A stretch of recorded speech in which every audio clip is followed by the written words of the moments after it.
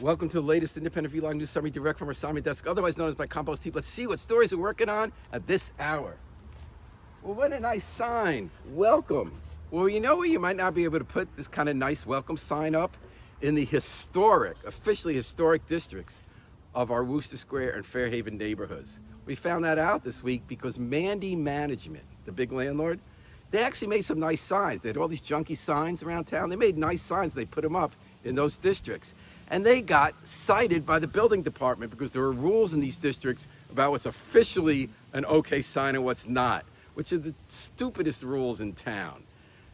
Those rules say that a group of people can decide what the proper historic look of a neighborhood is and anything else can't go there. Well, if those same rule makers had been in charge back in the day, let's say when Italians immigrated to Worcester Square or others came to Fairhaven, they wouldn't have allowed those neighborhoods to look that way because they always said, this is different, this insults our taste, things can't change. Let's do away with those dumb rules and let the building department issue citations for buildings that aren't habitable, for conditions that are putting tenants at risk, rather than, God forbid, signs that might make us welcome. Well, if you got your checkbook out and you live in Winchester Lofts on Winchester Avenue in Science Park, you might be writing a smaller check soon.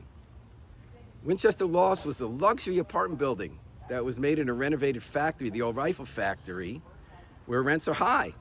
But that place has sold once already, and it's now about to be sold to a nonprofit that wants to make most of the units affordable, keep the tenants but charge them less rent. So there's obviously kind of scam going on where they're going to get tax breaks and they think this will make them more money. But it's a positive development.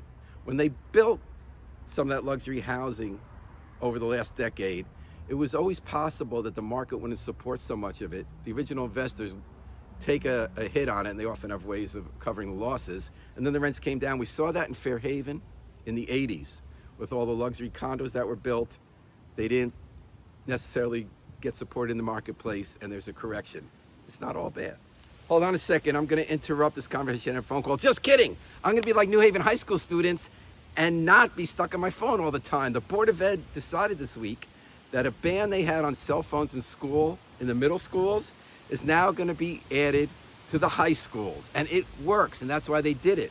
The kids are going to put their phones in these yonder pouches when they come in, and then in the classroom they're going to think.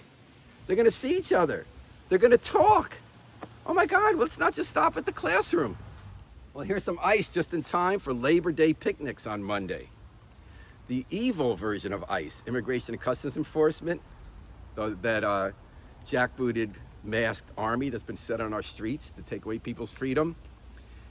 They had taken away Estras, a Guatemalan immigrant who goes to Wilbercross High School. They snatched him where he was, God forbid, working at a car wash while also supporting his studies.